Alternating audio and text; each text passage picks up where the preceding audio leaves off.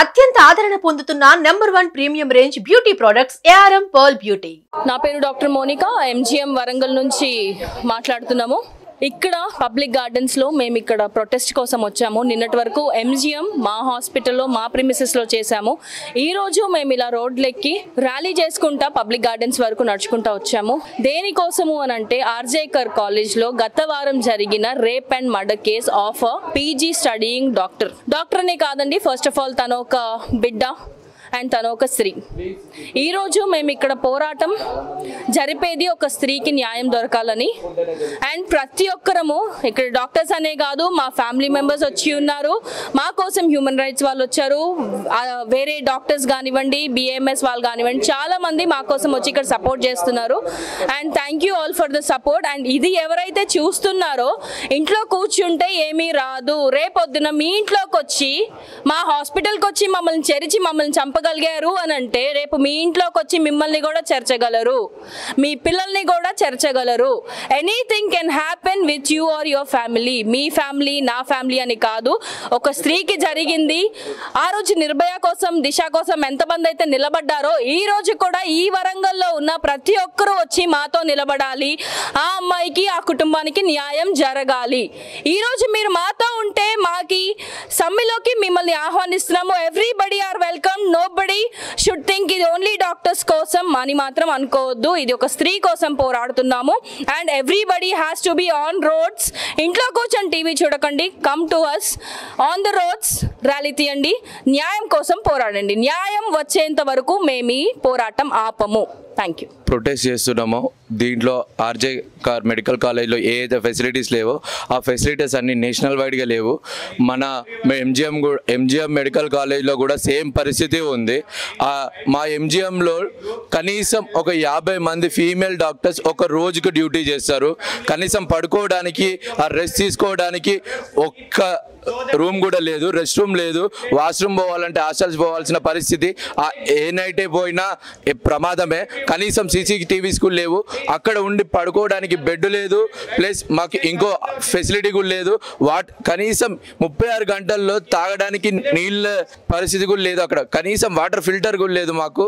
So ఇవి మా demands. ఈ డిమాండ్స్తో మేము దీని తర్వాత కలెక్టర్ని కలిసి మా మెమరాండం అందిస్తాం. Thank you. నేను దిలీప్ అండి, మానవ హక్కుల వేదిక ఉమ్మడి వరంగల్ జిల్లా జనరల్ సెక్రటరీని.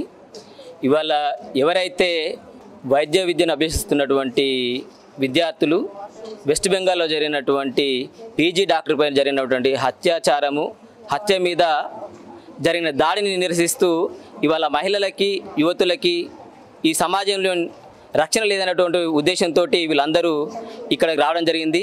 వీళ్ళకి సంఘీభావంగా మానవ హక్కుల వేదిక ఇక్కడికి రావడం జరిగింది. నిజానికి ఇవాళ ఇప్పుడిప్పుడే మహిళలు, విద్యార్థులు, యువతులు బయటకు వచ్చి ఉద్యోగాలు చేసుకొని ఉన్నతమైనటువంటి ప్రొఫెషన్లోకి ప్రవేశించడం జరుగుతుంది. ఇటువంటి అన్నిటికీ కూడా ఈ సమాజాన్ని వెనుకకి తీసుకుపోవడంగానే మానవ హక్కుల వేదిక భావిస్తున్నది. ఇవాళ వైద్య విద్యను అభ్యసిస్తున్నటువంటి, పూర్తి రక్షణ వలయంలో ఉంటామని భావించేటటువంటి ఒక ఆసుపత్రిలోనే ఒక యువతి అత్యాచారానికి గురైందంటే సమాజంలో ఇంకా మహిళలకి రక్షణ అనేది కరువుగానే ఉందని భావిస్తున్నాము. ఇప్పటికీ మేము అడిగేది ఏంటంటే, అత్యాచారం జరిగి వారం జరిగింది, ఇప్పటికీ దోషులు ఎవరనేది ఆ ప్రభుత్వాలు బయటకు చెప్పడానికి ఇబ్బంది పడుతున్నాయి. నిజానికి ఇది ప్రభుత్వాలకి ఇబ్బందా, లేకుంటే స్త్రీలపైన జరిగేటటువంటి దాడులు ఇవి సమర్థనీయమని ఆ ప్రభుత్వాలు భావిస్తున్నాయి అనేది మానవ హక్కుల వేదికగా మేము ప్రశ్నిస్తూ ఉన్నాము. ఈ జూనియర్ డాక్టర్లు చేసేటటువంటి సమ్మెకి, వాళ్ళ పోరాటానికి మానవ హక్కుల వేదిక పూర్తి మద్దతు ఉంటుంది. సమాజంలో జరిగేటువంటి స్త్రీలపై, యువతులపై జరిగేటటువంటి అన్ని అత్యాచారాల వెనుక ఉన్నటువంటి సామాజికమైనటువంటి వివక్షతని మనమందరం పోగొట్టడానికి సమాజం అంతా కూడా కృషి చేయాలి. ఇవాటికి కూడా స్త్రీలని కేవలం సెక్సువల్ టాయ్స్గా, లైంగిక వస్తువుగా మాత్రమే చూస్తున్నటువంటి మన దృష్టికోణాన్ని మార్చుకోవాల్సిందిగా ఈ సమాజాన్ని మేము కోరుతా ఉన్నాము. ఇప్పటికైనా ఆ దోషులు ఎవరైతే ఉన్నారో వాళ్ళని ప్రభుత్వం కనుక బయట పెట్టకపోతే ప్రభుత్వమే ఈ అత్యాచారానికి, సామాజిక అత్యాచారానికి ప్రభుత్వమే కారణమని మానవ హక్కుల వేదిక భావిస్తూ ఉన్నది. ఈ అత్యాచారం అంటే ఇవల్ల ఈ అత్యాచారము కేవలము ఒక వైద్య విద్యార్థి యొక్క అత్యాచారం కాదు, మొత్తంగా సామాజిక అత్యాచారంగా భావించాల్సి ఉంటుంది మేము. కాబట్టి ఇప్పటికైనా ప్రభుత్వము, వెస్ట్ బెంగాల్ ప్రభుత్వము అత్యాచార దోషులు ఎవరైతే ఉన్నారో వాళ్ళని బయటపెట్టి వాళ్ళందరికీ కూడా శిక్ష పడే విధంగా, మహిళలందరికీ కూడా రక్షణ ఇచ్చే విధంగా చర్యలు తీసుకోవాలని కోరుతున్నాము. ఈరోజు మీరు చేస్తున్నటువంటి ఈ నిరసనకు మానవ హక్కుల వేదిక తరపున మా సంపూర్ణ మద్దతు ఉంటుందని ముందుగా ప్రకటిస్తున్నాను. మనం గుర్తుంచుకోవాల్సిన విషయం ఏంటంటే, ఎప్పుడో గాంధీ చెప్పారు, అర్ధరాత్రి స్త్రీ ఒంటరిగా తిరిగినప్పుడే మనకు పూర్తి స్వాతంత్రం అని. కానీ నిజానికి మనకు స్వాతంత్రం వచ్చి ఇన్ని ఏళ్ళైనా కూడా ఈరోజు ఒక హాస్పిటల్లో, బయట ఎక్కడో రోడ్ల మీద కాదు, ఒక హాస్పిటల్లో స్త్రీకి జరిగినటువంటి అన్యాయం అంటే మనం ఇంకా ఎక్కడున్నామో ఒక్కసారి మనం అందరం గుర్తుంచుకుందాం. ఈ రకంగా జరగడం అనేది స్త్రీని ఫస్ట్ ముందుగా చులకనగా చూడడం అనగా మనం గుర్తుంచుకోవాలి. సో ఈ అత్యాచారం అనేది హాస్పిటల్లో జరిగిన అత్యాచారాన్ని, అంటే హాస్పిటల్లో డాక్టర్లకు, ఇదొక్క మహిళ పైన జరిగిన అత్యాచారమే కాదు, ఒక డాక్టర్గా మీకు మినిమం ఫెసిలిటీస్ కూడా లేని పరిస్థితి, అది కూడా ప్రశ్నించాలి. అంటే డాక్టర్లకు నిజంగా మీరందరూ చెప్పండి, మీకు అందరికీ మినిమం ఫెసిలిటీస్ ఉన్నాయా? మీకు రెస్ట్ రూమ్స్ ఉన్నాయా? సో అన్ని పాయింట్స్, అంటే రెస్ట్ రూమ్ లేకపోవడం వల్ల వాళ్ళకంటూ కొద్దిసేపు రెస్ట్ తీసుకోవడానికి కూడా ఒక ఫెసిలిటీస్ లేని పరిస్థితి మనకు ముందు అత్యాచారంతో పాటు ఇవన్నీ విషయాలు ఒక్కసారి అందరి దృష్టికి వచ్చాయి. అంటే మీరు ఇన్ని రోజులు అందరికీ ప్రాణాలు తీసే ఒక డాక్టర్లుగా ఉంటూ మీకు ఎన్ని ఫెసిలిటీస్ లేకపోయినా మీరు బయటికి వచ్చి గొంతెత్తి మాట్లాడలేకపోయారు. కానీ ఇది ఒక అవకాశం, మీకు కావాల్సినటువంటి ఫెసిలిటీస్తో పాటు ఒక డాక్టర్గా మీకు కావాల్సినవి ఏంటి, ఒక లేడీగా, ఒక మహిళగా మనల్ని ఈ సమాజం ఎట్లా చూస్తోంది. ఈ రోజు కూడా ఇన్ని ఏళ్ళ స్వాతంత్రం వచ్చిన ఇన్ని ఏళ్ళకు కూడా స్త్రీ సురక్షితంగా లేకపోవడాన్ని మనం అందరం ఖండించాలి.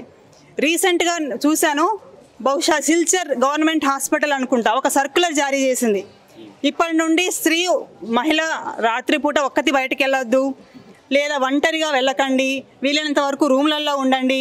అంటే మనల్ని చులకనగా చూసి సంస్కృతి పోవాలని కాదు కోరుకుంటోంది, మనల్ని మనం ప్రొటెక్షన్ చేసుకుంటూ ఇంకా రూమ్లలోనే ఉందాం, వీలైతే ఇంకొంత రోజులు అయితే మీరు చదువులేందుకు మీకు ఆడవాళ్లకు ఇళ్లల్లో ఉండండి అనేదాకా వస్తారు కావచ్చు.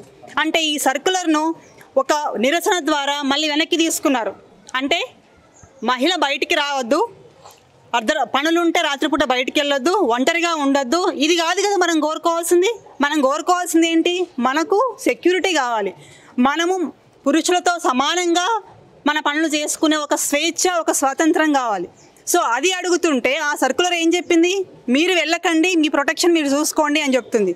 ప్రొటెక్షన్ చూసుకోవడం అంటే ఇళ్లలో ఉండడం కాదు కదా, మనం మన పనులను స్వేచ్ఛగా చేసుకునేవడమే మనకు కావాల్సినటువంటి స్వాతంత్రం. కాబట్టి ఇట్లాంటి సర్కులర్ను ఇమ్మీడియట్గా వెనక్కి తీసుకున్నారని విన్నాను. సో మనకు కావాల్సింది మనల్ని పురుషులతో పాటు సమానంగా చూసే ఒక సమాజం కావాలి.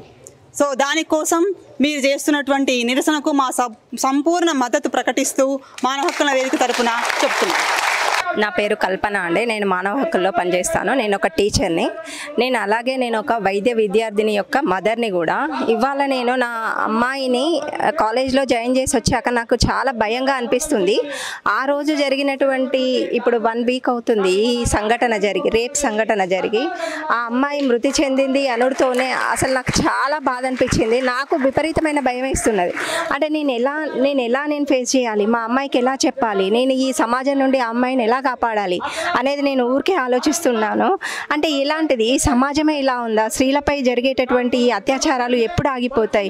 ఇప్పుడు మనకు స్వతంత్రం వచ్చి 78 సంవత్సరాలు అవుతూ ఉన్నప్పటికీ కూడా ఎక్కడా కూడా మనకు ఈ సంఘటనలు ఆగినటువంటిది ఎక్కడా లేదు. స్త్రీలపై నిరంతరం జరుగుతూనే ఉన్నది.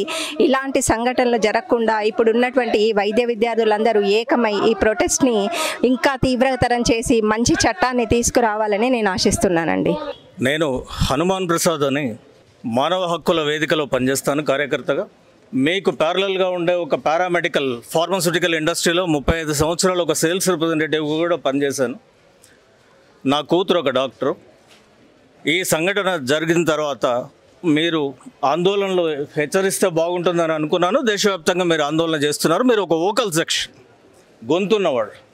గొంతు లేని వాళ్ళ మీద అత్యాచారాలు ఈ దేశంలో ప్రతి నిమిషానికి మీరు క్రైమ్ బ్యూరో రికార్డ్స్ని తీస్తే ఆడవాళ్ళ మీద ఎన్ని అత్యాచారాలు జరుగుతున్నాయో నేషనల్ క్రైమ్ బ్యూరో రికార్డ్స్లో మీకు తెలుస్తుంది. మీరు నెట్లో కొట్టి చూస్తే తెలుస్తుంది.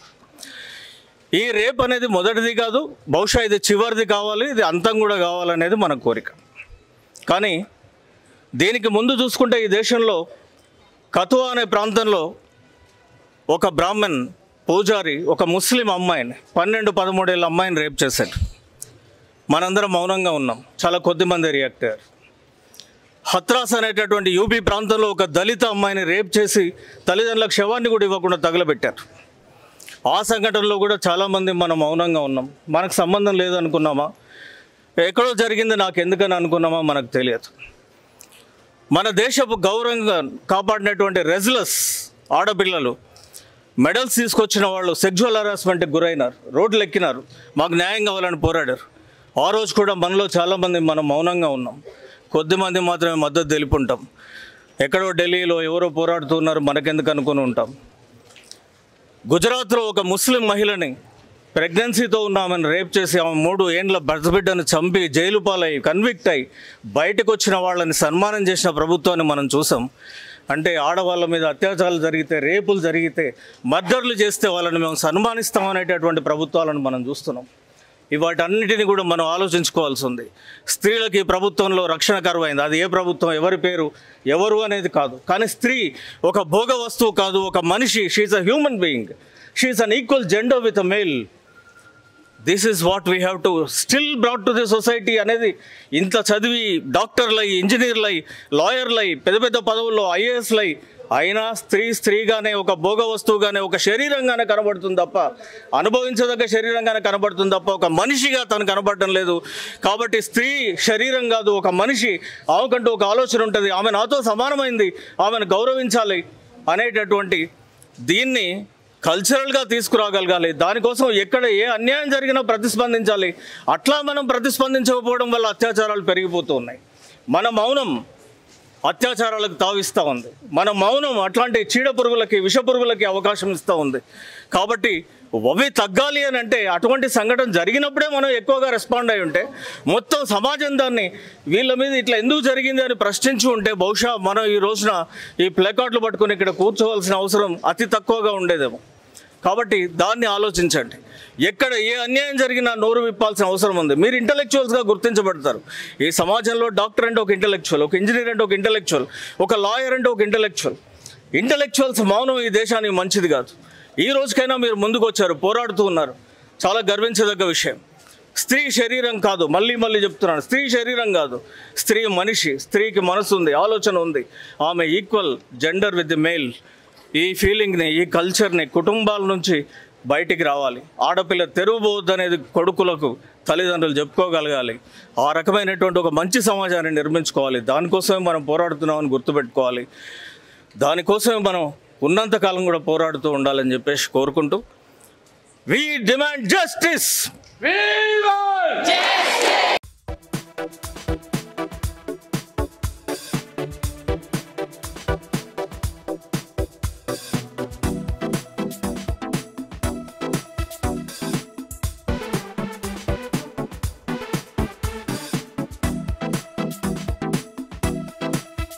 మీ బిజినెస్ ఏదైనా మీ ఊర్లో ప్రమోషన్ చేయాలంటే అది సుమన్ టీవీతోనే సాధ్యం. ఇప్పుడే సంప్రదించండి.